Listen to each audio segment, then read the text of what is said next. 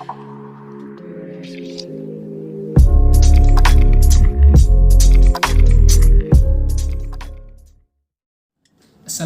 warahmatullahi wabarakatuh. Nama saya Syekh Uthman Hakimi bin Syekh Ahmad Bashir. Nombor ID matrik saya 20200518 Dumai. Hari ini saya ingin menceritakan warisan dan kebudayaan yang terdapat di kota metropolitan Tokyo. Kota yang meriah dengan pelancong yang datang daripada pelbagai sudut dunia ini juga masih ada banyak kawasan tarikan yang tersorok dari mata pelancong dengan tempat yang menarik dan padat dengan peninggalan lama. Tapi di mana? Nak tahu? Sensoji adalah salah satu tempat kebudayaan dan warisan yang menarik.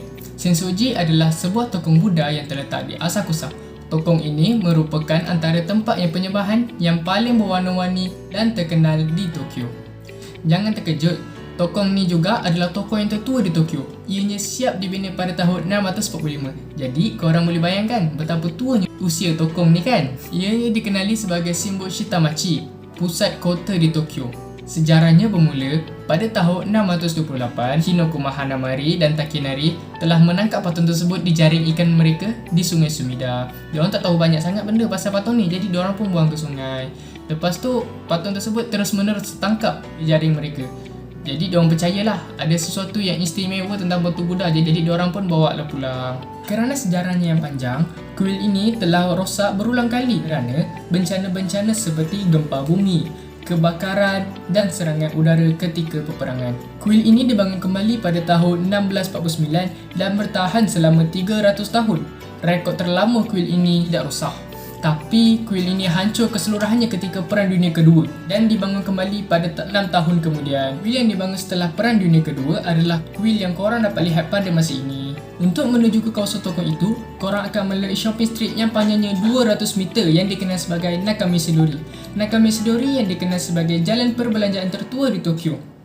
Tapi dalam beberapa tahun terakhir ini, jalan perbelanjaan di sana mula kehilangan tarikannya disebabkan terdapat pusat membeli belah yang besar berhampiran dengan kawasan tersebut. Tapi Nakamisidori tetap dicintai dan dihargai sebagai jalan perbelanjaan tradisional di kawasan Shitamachi.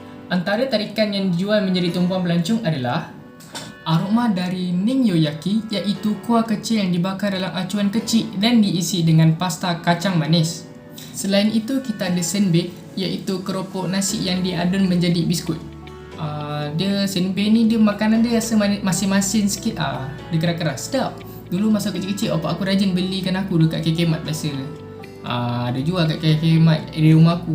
Jadi korang boleh dapatkan lah senbei ni dekat KK Mart. Tapi aku tak pasti lagi KK Mart ada jual lagi tak benda ni. By the way, video ini tidak ditaja oleh KK Mart So kalau macam KK Mart Selepas berjalan melalui Nakamisidori, korang akan nampak satu pintu gerbang yang bernama Hozomon.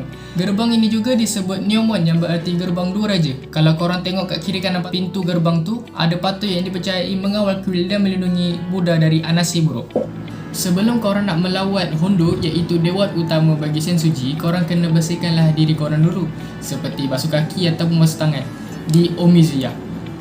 Dia kiranya macam kau kena beradab sikit kau macam tu, kau nak solat kat masjid pun kau kena ambil wuduk dulu bersihkan diri kau. So kira macam peradaban lah dekat Sensoji tu.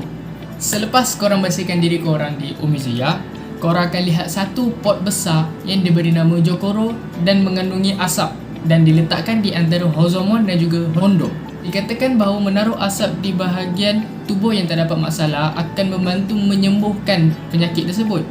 Dikatakan juga bahawa jika korang melalui asap tersebut, korang akan memuniakan diri korang sebelum memasuki ke Hondo. Selepas itu, korang akan lihat satu bangunan yang diberi nama Hondo. Hondo ini adalah dewan utama bagi Sensoji.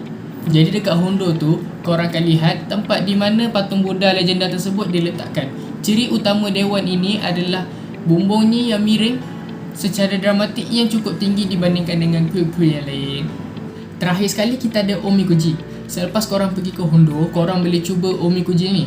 Berbeza dengan tili nasi yang lain, Omikuji ni dikatakan message dari patung Buddha legenda tersebut. Cara dia macam gini, dalam satu balang tu, balang besi yang korang tengok kan, ada batang yang tertulis 1 hingga 100. Korang goncang-goncang, lepas tu korang macam pecuki gigi kan, korang goncang-goncang tu korang ambil, lepas tu kat batang kayu tu ada nombor 1 sampai 100. Tengok dia kata macam tu, nombor 37 kan. Lepas tu dekat situ korang akan nampak banyak laci tau. Dekat laci tu ada tertulis nombor-nombor tersebut. Contoh kalau macam tadi aku cakap 37 kan, kalau tengok nombor 37, kau tengok laci mana 37, kau jumpa, kau ambil.